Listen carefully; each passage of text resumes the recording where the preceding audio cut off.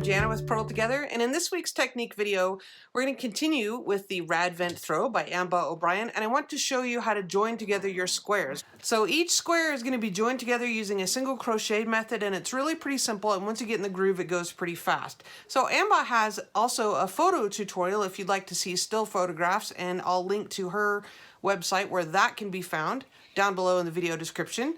So the first thing we're going to do is take each square and match them together and we're gonna do strips, where I laid it all out and I decided in what order I wanted the blocks to be in, and then I just started attaching them in long rows, all 6 in long rows. Then I'm gonna attach all those strips together before we put the border on. Now the border will come next time, so this time is just all about attaching the squares first and then putting those strips together.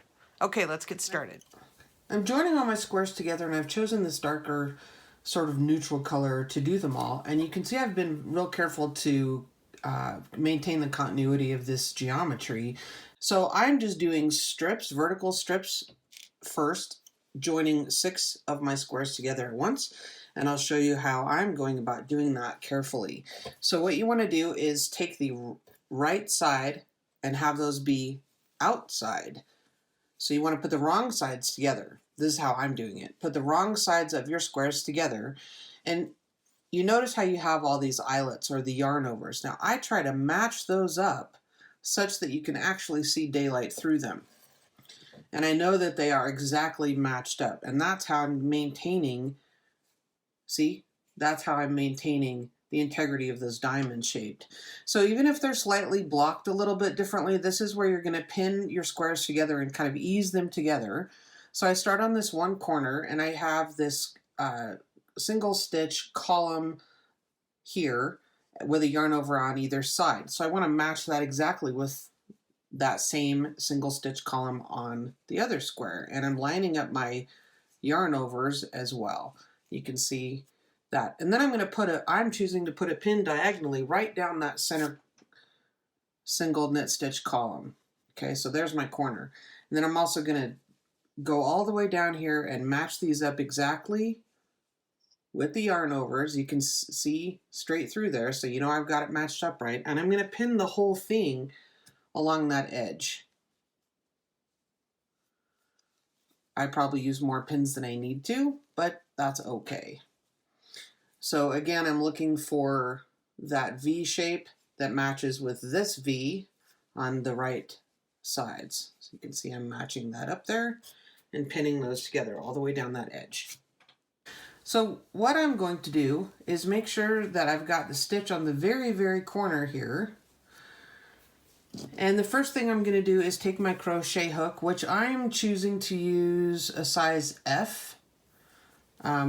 That just seemed to give me the best results that I liked after I tried it a couple of times. So you do what works for you, but you want to just make sure that your edging is not causing any puckering, or that it's not too sloppy and loose either. So I'm just tying a slip knot to start with, okay?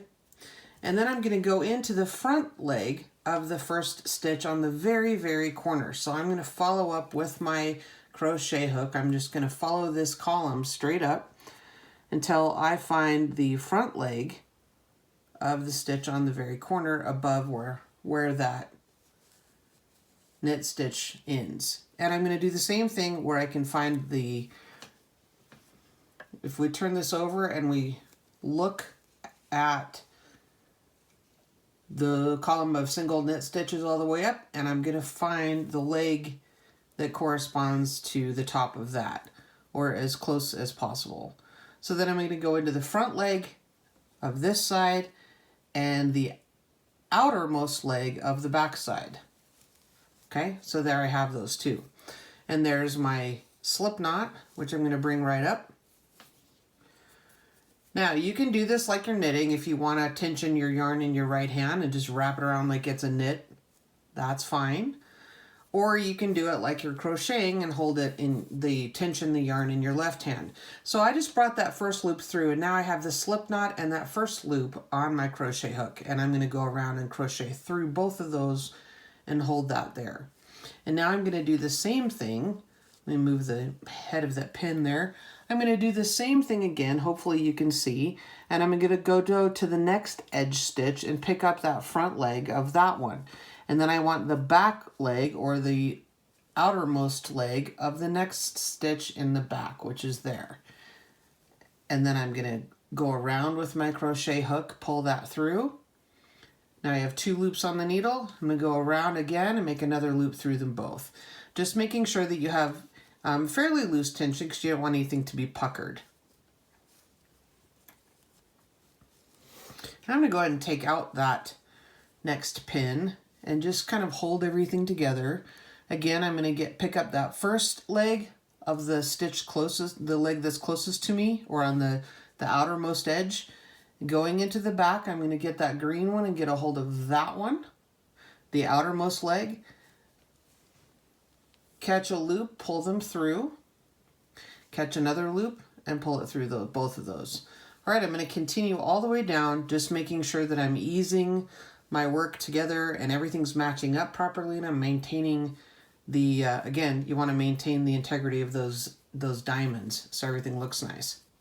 The other thing I think I forgot to mention is when I was finished joining the sides of these squares, often there's a tail end. One is the tail of the joining yarn, and the other is the tail of where I finished the square. And what I've done is, on occasion, if those 2 tails match up, I'll just simply tie a square knot here after I've done that last loop of the crochet chain, and I draw that through the last loop, and then I've just tied these together. Now, that's probably not necessary, but I just want it to be as secure as it can. So now what I've done is I've taken my strips. I have these strips that I've done that are 6 blocks long, and I'm pinning them together, matching up the eyelets sections, the lace sections, as I did before. And I've pinned together the first one, and then as I went down, I've just put these removable stitch markers that are really big. I just kind of secured everything together. I don't have any pins right here, but I've just lined up, you know, the joins here, and I will I'll pin these properly as I go down. So I'll move these same, you know, 6 pins along with my stitching.